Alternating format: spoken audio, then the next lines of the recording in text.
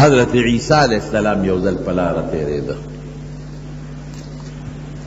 په یو دشت بیابان کې دي. عیسیٰ علیہ السلام رهبانیت یعنی داسې و چې هغه دنیا سره هېڅ قسم تعلقات نه ساتل، دا د هغه خپل دین او خپل مذهب د الله د طرف نه. یو به ځان سره ګومن ساتله، یو به لوټه ځان سره ساتله. نو یو ځل په لاره روانو، نو یو سړی دغه نه اوبه څکلې ده نیر نه په لاسونو باندې، نو دا لوټه اخوا غورځوله. یاره دا خو معلومه شو چې د لوټې نه بغیر نه ژوند تېرېږي، په لپه اوبه څکم که نه، لوټې ته مې ساجت. یو سړي ته وکتل، هغه اودس وکړه، نو ږیره کې یې ګوتې داسې ووایې، دا ویښتې پې یې وارول، نو هغه ګومنځ یې مخوا غورځوله.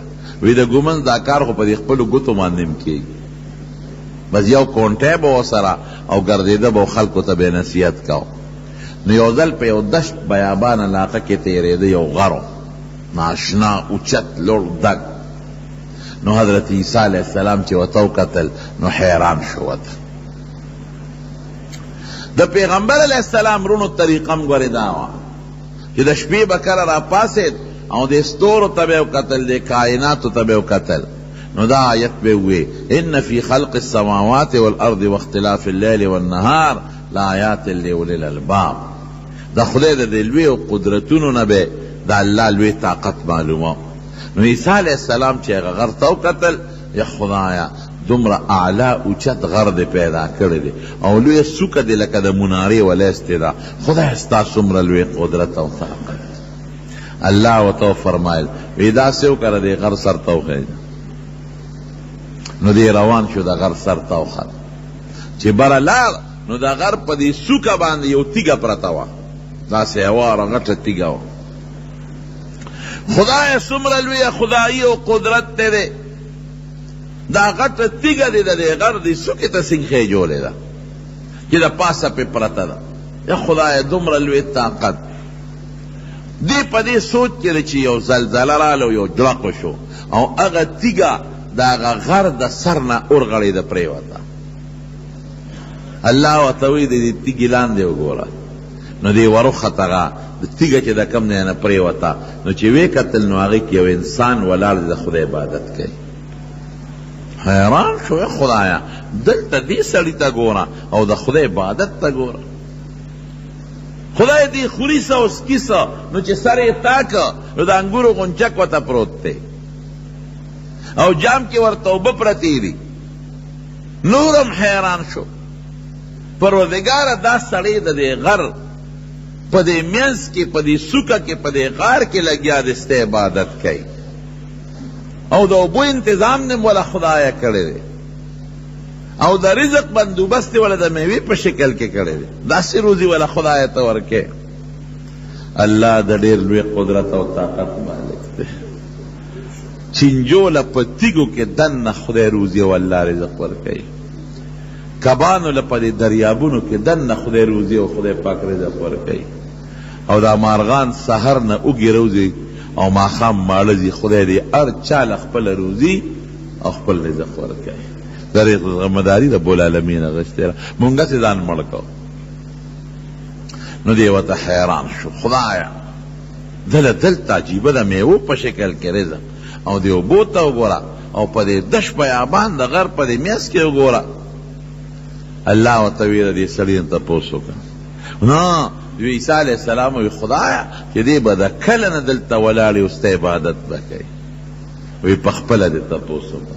نو حضرت عیسی علیہ السلام ور مخکې شو، نو سړي نه تپوس وکړو، وی ته څوک یې او دلته کې د کوم وخت نه عبادت کوې؟ هغه ورته وی لږې غوندې ورځې مې وشوې نو چې دلته راغلی یم د خدای عبادت کوم. وی څو ورځې دې وشوې؟ وی 400 کاله مې وشو. لږې غوندې ورځې 400 کاله دلته لګیم د الله عبادت کوم. تاسو خپل اندازه ولګوئ چې 400 کاله دې عبادت کوي، دې کې نه د ښځه شته نه بچي شته. هغه دین کې دا جایز و، زمونږ په دین مذهب کې دا منع دی. نه ښځه شته نه بچي شته، نه د ښځې دپاره روزګار شته او نه د بچو دپاره روزګار شته، نه چا سره غم شته چې وخت به ضایع شي، نه ښادي شته او نه ریا شته، چاته پته نه لګي چې دی د خدای پاک عبادت کوي. پٹ لگیا دا رب العالمین عبادت کئی. خدای دا دمرا نیک سڑے 400 کال بیریا عبادت پا دے پٹ زے کے یو شان عبادت د شپیم او دروزم او تا والا خدای د رزق بندوبست کړی دار سره اخلاص کړی خدایا چې د دب په جنت کې سم مقامي ثمر لوی مرتبه به ورکړي. رب العالمین ورته او فرمایل وی اے عیسی بشک دل بزلوی مرتبه ورکوم د دې 400 کالو د عبادت په لوی درجه دل زور کوم لیکن د اخر زمانه د پیغمبر هغه امتی چې د شو قدر په 15 شپه زمه عبادتو کی د 400 کالو د عبادت نه زیات اجر به ورکوم. دا د خدای رحم دی کنه. اوس برته یو حدیث ویم چې استاد لیوالی بخاری شریف کې راځي. نبی علیہ السلام فرمائی یو ډله عیسایان دي یو یهودیان دي یو تاسو یې. امام بخاری سے خپل کتاب کې دا حدیث بار بار راوړی.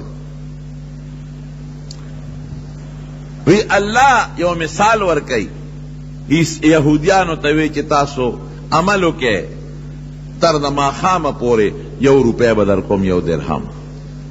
وی دی د سار نه عمل شروع یې کو خو چې غرمه شوه نو دی وی خدای نور عمل نشو کولی روپۍ نه راپکار خو ستړی شو نور نشو کولی. نو رب العالمین ورته وی چې 2 روپۍ خو هم نه کېږي ځکه ما د سره شرط ایښی چې د سار نه ماښامه پورې به مزدوري کوې دیاړي به کوې په نیمه کې مراته کار پرېښوم خو 2 روپۍ هم کېږي نه خو والی. نو د هغې نه پسې عیسایانو ته وی چې داسې وکړې چې د دې غرمې نه تر ماښامه پورې دا کار پوره کړې 1 روپۍ به درکړم 1 درهم. هغې لګیا شو د غرمې نه کار شروع کړو چې مازدیګر د مانځه وخت شو نو باس وی ستړی شو نور نشو کول. الله وی لږ وخت پاتې دی یاره بس وی دا دغه دا روپۍ هم نه ده په کار خو نور کار نشو کولی. وی د روپۍ خو هم کېږي نه ځکه خبره تاسو هم نیمګړې پرېښوده خو ها دا روپۍ والی. وی د مازدیګر د مانځه نه پس لږ غوندې ټیم دی نو وی دا د نبی علیہ السلام امت ته الله وی دا لږ غوندې کار وکړې تر ماښامه پورې لږ وخت نو تاسو له به 2 روپۍ درکم. نو وی دوی هغه کار پوره که تر د ماښام د بانګه پورې 2 روپۍ وله ورکړه. دا یو مثال ورکوي. نو یهودیان او عیسایان وی خدایه زمونږ موده ډېره او 1 روپۍ دې راکړه او د دوی ولې سار نه غرمې پورې ډېر لوی ټیم دی او د غرمې نه مازدیګره پورې بیا ډېر لوی ټیم دی. خدای زمونږ موده ډېره وه او 1 روپۍ دې راکړه او د دوی موده لږه وه د مازدیګر د بانګ نه ماښامه پورې روپۍ دې وله 2 ورکړې. دا ولې الله ورته فرمایل هل ظلمتکم من شیء په تاسو مې ظلم کړی دی؟ دا وایه که په تاسو مې ظلم کړی راته ووایه. تاسو سره خو ما روپۍ د ټولې ورځې کړې وه تاسو پرې راسره راضي وې په نیمه کې م کار پرېښو بیا مې هم دله روپۍ درکړه. دې نورو ته مې دا باقي نیمه پوره کې مازدیګره پورې بیا کار راته په نیمه کې پرېښود 1 روپۍ هم ستاسو نه کېده او بیا مې هم 1 روپۍ درکړې ده. نو تاسو سره ما چې کومه جوړه کړې وه په هغې کې ما سره ظلم کړی دی؟ وی نه خدای ظلم خو دې نه دی کړی. نو دا دوی له دې د مازدیګر نه ماښامه پورې په لږ وخت کې دا 2 روپۍ ولې ورکې. وی ذلک فضل یؤتیه من یشاء دا زما خوښه ده زما فضل دی چې چاله ورکوم په تاسو خو مې ظلم نه دی کړی. نو نبی کریم صلی اللہ علیہ وسلم فرمائی دے حدیث پرانا کے وی دا نور امتونو نا زمونگ دے عبادت وقت کم دے او اجر او مزدوریم ڈبلا دا خدای فضل او دا خدای احسان. نور امت چی با یو عمل کو یو ثواب بے کے دا او زمونگ امت چی یو عمل کئی یو پلس یو پا وسو دا غین زیاد خدای پاک اجر او ثواب ورکئی. دا پیغمبر علیہ السلام برکت تے زمارو. نبی علیہ السلام پخپل فرمائی وی دا پخوانو امتون عمرون زیادو او دا دنیا شغل کمو. زما دا امت عمرون کم دی اور دنیا شغل زیاد تے. اللہ دا بے ربانی ما سر اوکلا کہ دا غوی دا دیر عمر ثواب او زما دا امت لگ عمر ثواب دا غوی دا دیر امت دا ثواب نا قیمتی دی. یو دل حضور پاک مبارک صحابو تا لگیو وی پا بین اسرائیلو کیو سرے دی چې هغه د الله پاک پلار کې 3 کالا لګیا دی. 3 کالا د 1000 شپې به ووایم 1000 شپې 3 کالا تقریبا جوړېږي 1000 میاشتې زر میاشتې 3 کاله تی جوړیږي د الله په لار کې د روجي ونیوي. زر شپې میاشتې، زر میاشتې د الله د رضا دپاره منځونه وکړل، او زر میاشتې د خدای په لار کې جهادونه وکړل. نو صحابه وی د الله رسوله کدی سړي دومره ډېر عبادت کړی دی نو عمر یې زیات دی، نو زمونږ خو عمر کم دی، زمونږ خو ډېر عمر چې شي نو 50 کاله 15 کاله پکې نابالغه دي، او د آخر کې بوډا دی، بوډاوالي کې هم سړی عمل نشي کولی. نو خدایه که دغه د بني اسرائیلو سړي زر میاشتې جهاد، زر میاشتې روجې، زر میاشتې منځونه کړي دي نو عمرونه یې ډېر و. که زمونږ عمر ډېر وي نو مونږ هم ډېر عبادت کړی وي. نبی کریم صلی الله علیه وسلم لک سوچ کے پریوت چې دا خبره خود دې صحابي ټیک تا نو فوراً قرآن شریف پہ خدای پاک سورہ قدر نازل کو، انا انزلناه فی لیلۃ القدر وما ادراک ما لیلۃ القدر لیلۃ القدر خیر من 1000 شهر. اس پریشانی چې اونکه ستا امت اغوی دې زر میاشتې لګی د خدای پاک عبادت کوي، او ستا امت چې لیلۃ القدر یوه شپه عبادت وکړو د دې یوې شپې عبادت ثواب د هغوی د زرو میاشتو نه بهتر دی. دا اللہ تعالی نو نبی علیہ السلام وی خدای زمون ضعف تا وکتل، زمون کمزورتیا تا وکتل، نو پروردگار مونږ سره د خپل رحم او د خپل کرم معامله وکړه. خدای ډیر مهربانه بادشاہ دی. بعضی وخت کې خدای زمانہ کې برکت واچي نو ثواب پې زیات ورکړي، بعضی وخت کې خدای پاک په یو مکان کې برکت واچي نو خدای په ډیر ثواب ورکړي. لکه زه به یو مثال درکم. زمونږ د پاره دا د خدای زمونږ مونځ دا په جومات کې هم کېږي او بار هم کېږي که یو سړی یې کوي، او د پخوانو امتونو مونځ به صرف په عبادت خانه کې کېده، بار به نه کېده. په مونږ د خدای څونه فضل، که بار مونځ کې هم ټیک ده، او که عبادت خانه کې کوي یو په 20 به خدای اجر درکوي، او که د بیت الله په خوا کې کوي نو یو په لک به خدای ثواب درکوي، او که مسجد نبوي کې کوي یو په 50 سره به خدای پاک ثواب درکوي. دا د مکان فضیلت او د زمانه فضیلت سره د جمعې د شپې عبادت ته وګوره، لیلۃ القدر عبادت ته وګوره، د رمضان د میاشتې عبادت ته وګوره. دا خدای پاک مونږ له یو فضیلت او یو برکت راکړی دی.